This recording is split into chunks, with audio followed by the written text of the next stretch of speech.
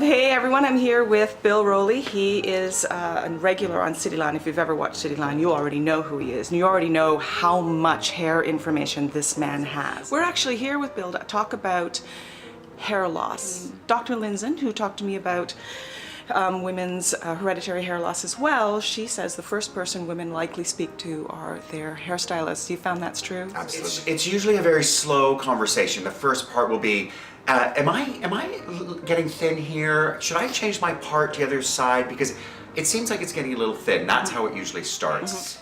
It's a terrible, tough conversation. To be honest with someone and say, yes, you're losing your hair is one of the hardest things I could say as a hairstylist. It's tough. I think we talked about how women get scared when they see what's coming out in the shower when they're washing their hair, and that some people actually bring the hair in to show you. Yes, it's kind of disgusting actually. So don't do that. Don't do that. Don't do that. No, and you have to understand too, depending on your haircut and how you wear your hair and how often you do it, you know, don't mistake normal daily hair loss for hereditary hair loss or hair loss due to stress or ill health or anything like that. Right. You should lose 100 hairs a day. That's normal. So if you only blow dry your hair, wash and blow dry your hair once or twice a week, and then you wash your hair in the shower, you will get a ball of hair in your hand. Hair tumbleweed. Exactly, and that's normal. And it's actually, so that's when you should brush your hair before you shampoo your hair, before you get in the shower, and all that hair that will end up in the shower will end up in the brush. Okay, so that's normal and nothing to worry about. The hard one is the hereditary hair loss. So when you start to see your parts a little wider than it maybe used to be, it is really thin on top, you start to be concerned about wind blowing because all of a sudden you can start to see scalp. A little bit of scalp. When you start to look at the hair powders to try and hide the white of your scalp, that's kind of those moments where it's just like, oh.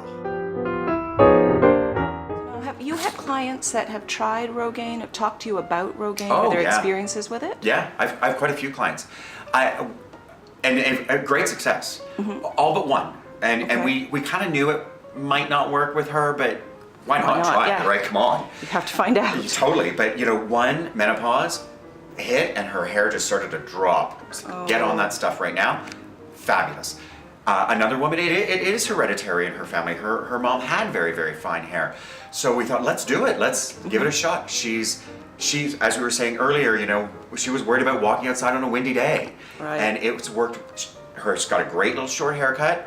And she's thrilled, and so am I, because it makes my job much easier. That's true. And it's easy. Like it's so interesting that everybody's apprehension was always, oh, how hard is it? It's putting mousse in your hair once a day. True. Yeah. It's a breeze.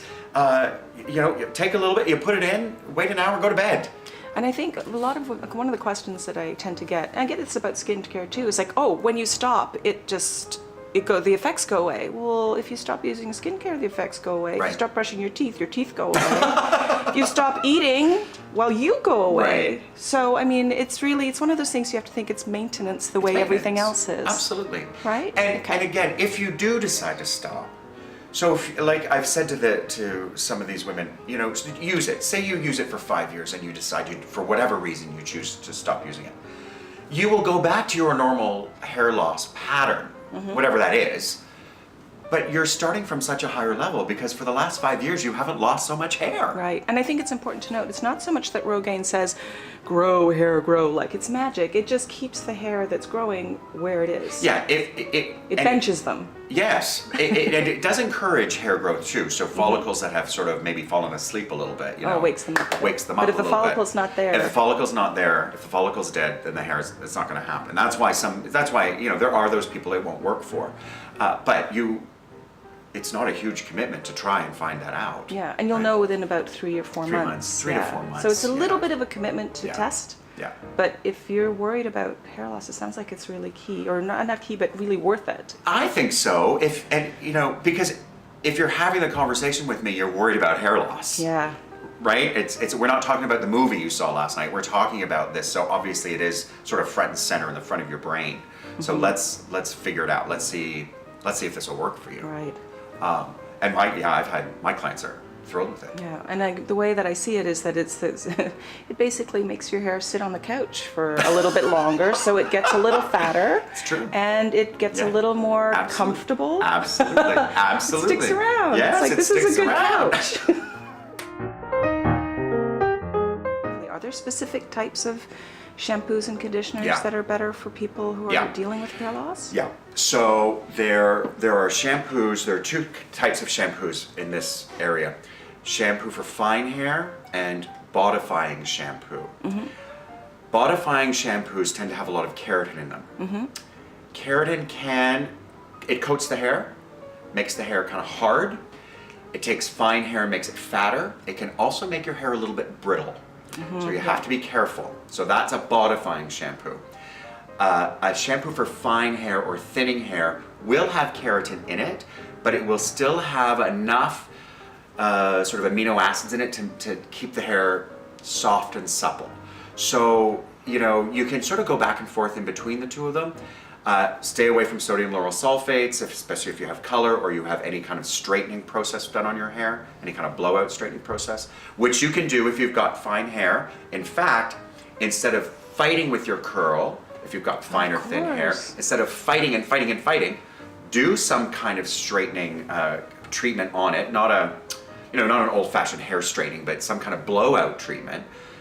And it'll take all the stress off your hair. Okay, so maybe you want to consider one of those things that helps you style more easily. Exactly.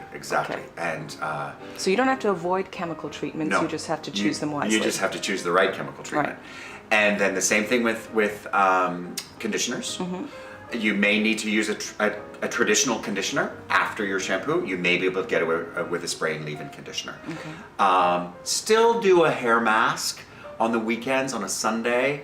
Do something a little luxurious. It'll make your hair feel great. Just because your hair's thinning or fine doesn't mean you don't get those things. Right. You still get to have nice things. You still get to have nice things. You just may a treatment, for instance, you'd put on the ponytail. You put down and not put at your roots, so it doesn't weigh it down. The only thing I will say about Rogaine too, though, quickly, is don't do it the day you have your color done. You can skip one day and it's not going to set you back. Mm-hmm. You just if you know you're having your color done on the Saturday, just don't put it in Friday night. Have your color done on Saturday morning, put it in on Sunday. You're all good. Yeah. Now, when you mention those particular types of shampoos and conditioners, are they the ones that say we can help with thinning hair, or are they just generally shampoos that don't? Yeah, because there are a lot of those now, and I've tried some of them. So careful right now. But I have to ask. I mean, and I've tried some of them, and I find that they tend to coat the hair. And if you don't mind that, now the new word is densifying. That's right. Everything's densifying, and absolutely, if you put a densifying product on your hair, and there are a couple of them that I adore. Mm-hmm. Yes, your hair will feel coated, and it feels coated different than if you use a mousse or a gel. Yeah. Mousses and gels tend to make the hair sticky, right? The hair stands up and sticks together. Densifying products coat the hair to make each individual hair fatter. Yeah. So that's how you get more volume and more fullness. I prefer those on fine hair or thin hair to a mousse or a gel. Okay. You'll get used to the feeling. It feels a little weird. I tell people, for lack of a better word, it almost feels a bit gummy. Yeah, it's a little odd. little bit. Yeah. But when you get, and you just use a little tiny bit, my goodness, a little goes a long way with these things.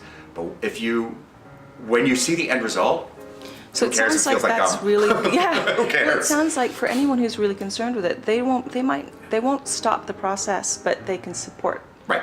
They're really good support for something like Rogaine. Yeah. Okay. Absolutely.